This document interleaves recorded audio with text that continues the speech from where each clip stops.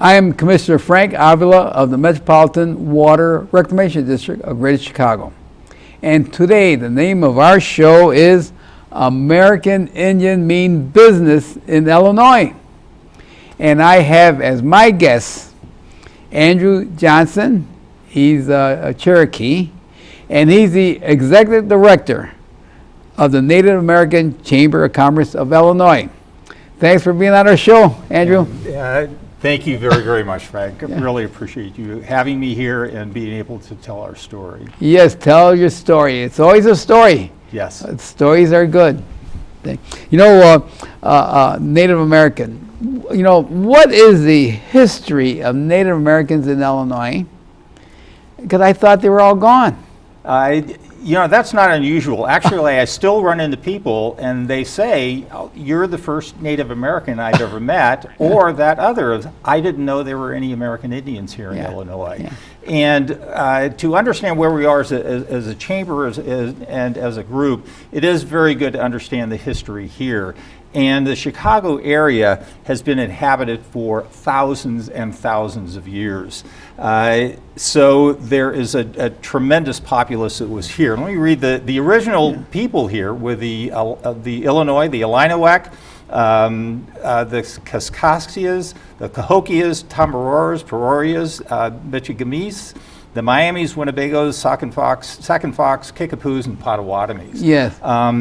So we do want to pay tribute to the original people that were here and acknowledge them. But warfare and disease really decimated the populations, and with the treaties, removed those peoples from the war and disease. And disease. Yes. Yes. Yeah. And then with the treaties, it's very interesting because it was the Treaty of Chicago of 1833 that you pretty much saw that removal of Native Americans here in Illinois. Small group of Potawatomis moved off to the western part of the state, but that was about it. And it wasn't until the 20th century, midway in the 20th century, where you saw natives coming back in. And that was because of two federal acts that came into play. One was called termination, and the other was called relocation. Yeah. So with the end of World War II, you had the United States government in a situation of where they were heavily in debt, seeking ways to pay off that debt. One way that was brought up was to, well, let's terminate and abrogate all treaties with Native Americans. And so they thought they could save money that way. Yeah. So that law was passed. Yeah. It was started with actually back with Roosevelt, Truman, and consummated under Eisenhower. But they put that into place to begin the termination of those relations. And these were treaties that were government to government. Yeah. As their basis. Yes. So that really was the highest law of the land. But they began that, so thought they could save money that way. And then the second was relocation. Well, how could they relieve the debt? Because of obligations that were set up for housing, for food, for other social service payments, things like that. So they would eliminate those particular the payments out of the budget, even though these were government to government obligations that were in place. And the second part was relocation. So we know was really the catalyst in the end of World War II was the atomic bomb. Yeah. So the atomic age came into play, and you had new minerals that were required to support all of this. Well, where were all of these minerals? And they were on the reservations. Yes. And so how can the government get to those minerals? Well, let's relocate the people off of the reservations. And so a process came into place where promises were made to relocate. So jobs were offered, education, housing in different major metropolitan areas throughout the United States. So Los Angeles, Bay Area, up in Seattle, New York, Denver, and Chicago was one of the main areas. And with Route 66, you had quite a terminus there of people that could come in and reside and move off of the reservation in here. There were signs, active campaigns were in place And so many people came voluntarily. There were others that came involuntarily too. There were some stories down at our American Indian Center of people walking home from school and being told to get onto a bus, you're going to somewhere else. Interesting. And so you had this tremendous influx coming in the mid-50s to Chicago in particular. But when people arrived, jobs weren't there, the support wasn't there, the housing, all of that. So really, that's with the American Indian Center, it's one of the oldest in the U.S. That's when that was formed, really as a support group for all of the natives here. So what we find today is, as a state, about 100,000 Native Americans. This is based on the 2010 census, about 100,000 Native Americans, 60,000 in the Chicagoland area, and then when we look at Metro Chicago, about 40,000 there. So it's a vibrant community, contributing in all aspects here in Chicago. And it turns out we're the 15th largest state in terms of Native American population, and Chicago is about the 10th largest city. So we have quite a presence here, and all of us are very, very proud, very glad to be here. You know what you should do now? I think all these promises and everything, you should find in your community who wants to run for office. Frank, you are absolutely right. Yes, you know, because all these laws and promises, if you have people representing you in some elected office, so there must be someone out there in your community that will want to run for office. And you know, I could even have a little seminar to explain what's the procedure. We will take you up on that. We absolutely need to have representation there. We'd love to do that. You know, what is the history of the chamber? I mean, the Native Americans were here first, and here we're in the 20th century, and we're 2019, going to go into 2020, and so what is the history of the chamber, and why was the chamber formed after all these years? And we gave you kind of a history of natives being here, and along with that is that to recognize that Illinois is one of the few states without any federally recognized or state recognized tribes, nor reservations or reserved lands here. Interesting. Wisconsin, Michigan, Minnesota, they have reservations, tribes there that deal with the state governments, and we are among the few that don't have that kind of a relationship. So it has not allowed us to really have a seat at the political or the economic table. So that's something that sets us apart from some of those other states. And some of this came really from me personally, in that my background is more from the corporate world, but I entered the nonprofit world with the American Indian Center, and was the executive director there for a couple of years. I would receive phone calls from agencies like your agency and other corporations wanting information about Native American companies because they had a contract, they had a solicitation, they had a bid they wanted to send them out to. And at that time, I would have to respond, I'm sorry, I'm just not aware of the businesses that are there. When I left, I started my own company and began that trek and learned a great deal more about being an American Indian, starting a business, working within that kind of an environment. And another friend, Tim Blanks, who's on our board of directors, experienced the same thing with his business. And we reached a point where things were successful. We wanted to give back. And we did so in this way, and wanting to start the chamber to be able to work with people, let them know what we've learned, and work in that way. So about the summer of 2017, we were able to pull some things together. We were formally recognized as a nonprofit, a 501c3. in February of 2018. We're very appreciative of the Chicago Lawyers Committee and the Duane Morris Law Firm because they helped us with the paperwork and to obtain that status. So, so we've been working in that way with our own business, but also with the chamber, and reaching out and trying to build it. So we're here. We're so appreciative when we are able to share what we're doing with others. They're very receptive, and same kind of a reaction. There's two, you know, where have you been? And we're so glad that you're here now. We want to work with you and help you. Well, that's good because, you know, I attended your first chamber breakfast at the UIC. Yes. The first? It was. We were a couple of weeks ago. Sorry you all missed it. It was a wonderful wonderful occasion. Capacity crowd with you there, Frank. We had State Senator Susie Glowiak Hilton there, Alderman Brian Hopkins, Director Janelle Ford from the Central Management Services, Professor Rod Schrader from UIC, who talked about entrepreneurship.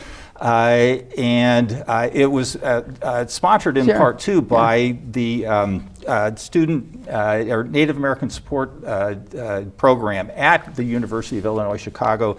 And also there's an employment arm that we have here, CIMC, California Indian Manpower Consortium. I met the lady. The lady, and they're dedicated specifically to helping Native Americans with training and employment throughout the state of Illinois.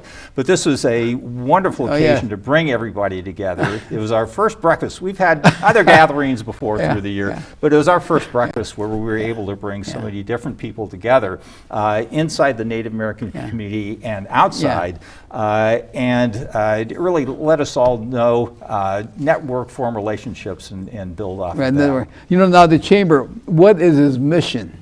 You got our mission, really, I have to read some of this because it's,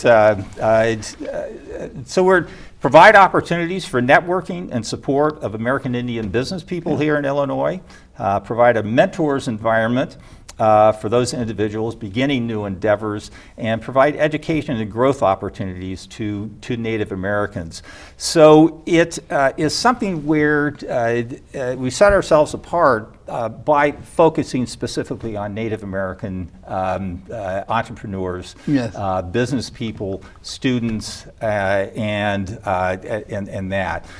Because there are certain aspects, certain opportunities, certain understandings one needs to understand in order to be successful in their business in this environment. And granted, a lot of it is the same no matter what one's ethnic background is, but there are certain things we want to make sure people are aware of, and we'll work with them in those ways.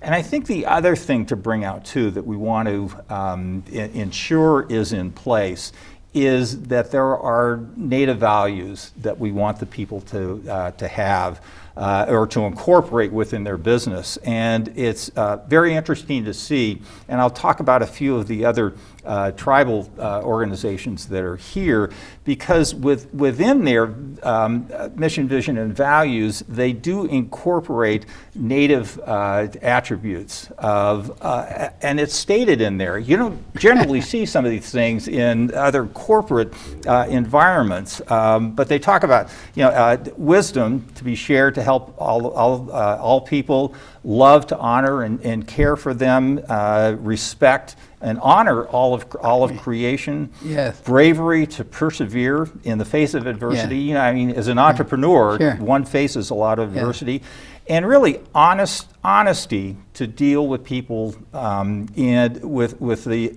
highest degree of integrity, humility to remember that we are not greater nor lesser than any other, and truth to honor who we are as Native people, and again integrity. So those are aspects that we try to ensure are built in, and that the people understand and follow in that way too. And it's good to have that type of value in business. I would agree. Yeah. And it's something because commerce is very much a part of the native history and culture, because again, we look at where Chicago is, but then the entire Mississippi Basin and those were very, very well-traveled trade routes, and as the archaeologists look, they find different goods and services, delivered in different parts of the United States, and all of this was done based on an oral communication. Didn't write things down. That's how well it worked in those days, because it was your word.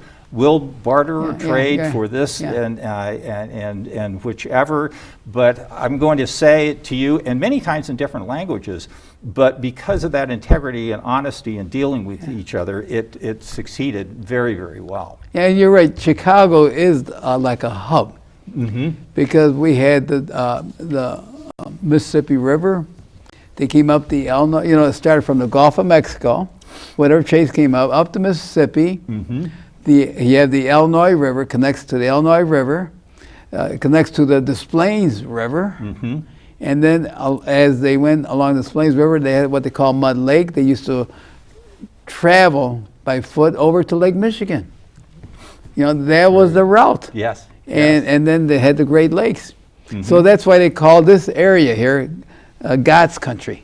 And I agree. Yeah. Yes. I mean, it's a great hub. And today's a hub, too. Yes. We have the airport, railroad, and waterways there. So this is God's country right here in the Midwest. And I like to see the Native Americans Chamber succeed in bringing up more members become business owners. And I appreciate that. Appreciate your support, and that's just what we're looking for too. Because what we found is that within Illinois, with some of the constraints that were there, we just didn't have quite the entrepreneurial participation that other states have, and that was another driving force here. To get other companies involved, other people involved, to start a company, to build their companies, and so that's what we're working on today. And that's why you mentioned that's why one should become a member. Yes. You become a member, and the benefits you're offering now. And that's it. Let me read those off too. In that. We're talking about exclusive business referrals for and between chamber members, because we want them to work with each other. Listed in our membership directory that's on our website. Make sure you take that down afterwards. We can publish your events, any recent awards or other business news within our newsletter. We do have a monthly newsletter that goes out. Well, somebody's going to challenge me on that. It will be going out here monthly with it. We have networking opportunities, not only the one that you were able to attend, but we're going to have more and partner with others. Yes. Certification as a Native-owned business with other natives that are out there, they'll understand some of those particular requirements that are there. Training program, marketing opportunities, business highlights, advertising discounts, and really assistance in developing and promoting your business in the Native American community. And when I say Native American community, it's not only here in the Chicago area, but nationwide too. Yes. We can we have contacts there and get that out to other folks, other tribes, other areas to let them know. So saying it another way, we've got networking, visibility, credibility, learning, have a voice, and receive services. So you hear that? Anyone that wants to start a business, any Native Americans, please contact Andrew. Yes. And because all these benefits, and you're going to help people. Also, you may provide a line of credit, maybe working with banks. That's yes. Actually, with those membership in terms of services, that we don't want to recreate the wheel. There are wonderful programs that are out there already with the Small Business Administration, SCORE, the Women's Business Development Corporation. So what we want to do is mentor and work with you to determine just what specific kinds of areas would be most beneficial. and then to support you with the particular kinds of needs that you might have. And you bring up one, access to capital. So one might need a loan. Depending on its size, we could help with that loan package. We could help put together the different financial statements that involves with it. We could review what you have. We can help bring in other sources to submit the loan package to. So that's just one area that we could work with the company and help them. Now, what are the member criteria, and also what constitutes, very important, a Native American business? To be a member, it is open to all. It's open to everybody, native and non-native, because I think that is key, that we are able to be a part of the entire community here. But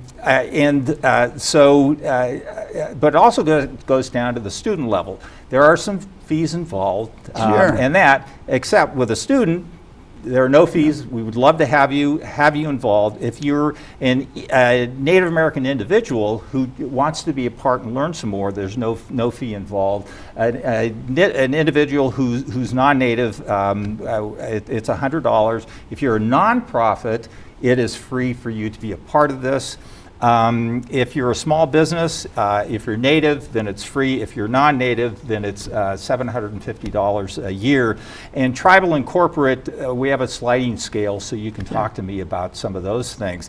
But like I said, we want to have it where it's open to everyone, and we have the interaction. So it's even people that are native that are part of it. If you're not, to be able to have access to that community works both ways. Now explain the examples of Native American businesses here in Illinois. And I will. In order to be identified as a Native American business, that one should have be a member of a federally or state recognized tribe. And one would, and we have papers if one wants to trace their ancestry and find out how to do that. And the other is what's called a Certified Degree of Indian Blood Card. It is something that's issued from the Bureau of Indian Affairs. And again, if you're native, or we can give you papers about how to do this. But this gives you the the foundation, the certification that you are indeed Native American and among the populace that has our organizations or tribes that have dealt with the federal government, on that treaty level. You should own at least 51% of the company. So you are and then manage it on a day-to-day basis. So those are things in order to be considered Native American. So with those, maybe I can describe, the business that I have. So for me, it's my business is called Cherokee Asphalt Solutions. We're a limited liability corporation, and what we focus on is an asphalt solution that can extend the life of the asphalt itself. So we can many times double that life. So if one looks at this in terms of having to rehab and replace your asphalt in your city and all that work that goes into all of that cost, imagine if it lasted twice as long as it did. And that's what we focus on and work with. So it's with the municipalities, the cities, their roads and that, and then with airports too. So as a military arm, nobody has more asphalt in the world than the military, and so we have a lot of the product is laid on military airports. We're looking at other regional airports, and obviously with Midway and O'Hare, want to do work with them. But this is just for me, where we have a solution that is sustainable, it is environmentally safe, it is certified environmentally safe, and we're helping to extend the life of some of these products that are out there that we depend upon for travel and trade and that, so that we're not using up as many of the resources here in the U.S. throughout the world. So just me personally, I appreciate, thankful I'm able to do something of that nature.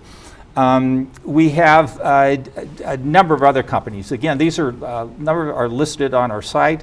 One is called Akana, and they're a result of a merger between two Native American professional services firms.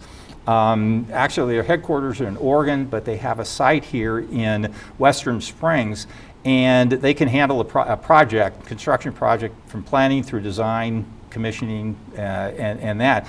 And what is really nice is that they are, right now, they're on the owner's rep team for CTA's Red Purple Modernization Program. Interesting. So they are currently working with them. So that's a $2 billion project. Yes, large project. 5-year construction project.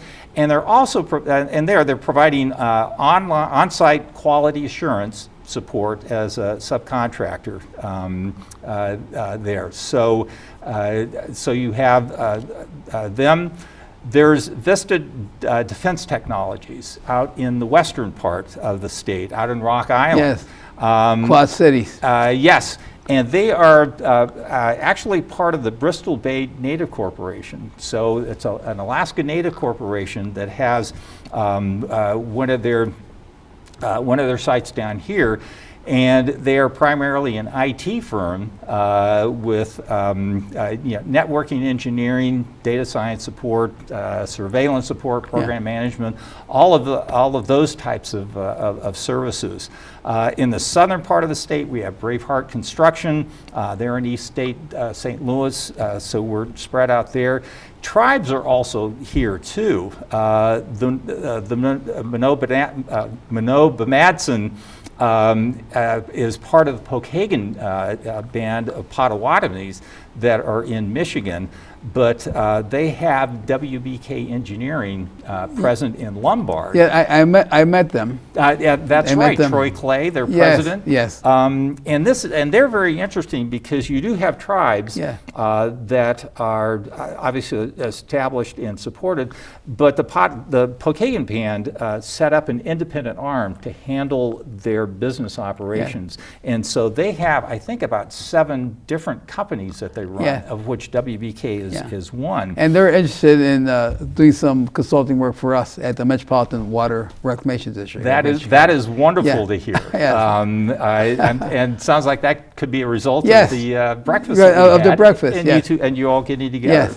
Boy, that makes me feel very, very good. I love that. And what's interesting too is that some of the tribes are large enough and looking to diversify. Gaming, absolutely, that's a part, but pretty much saturated. And so what we've had recently, this last year, the Chukaj Alaska Corp, Native Corp, bought Rex Electric and Technology in Downers Grove. And so you have companies here that, Rex has been around since 1921, and so you have native corporations, Alaska Corporation, that are purchasing companies and helping to sustain those here. So that's really, really neat to see. We have nonprofits that have started.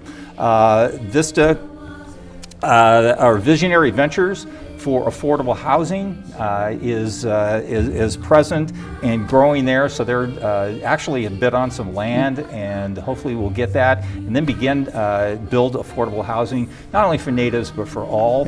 And the Caroline and Ora Smith Foundation, which promotes STEM education for Native American girls. Excellent. And so we're real pleased that there is an active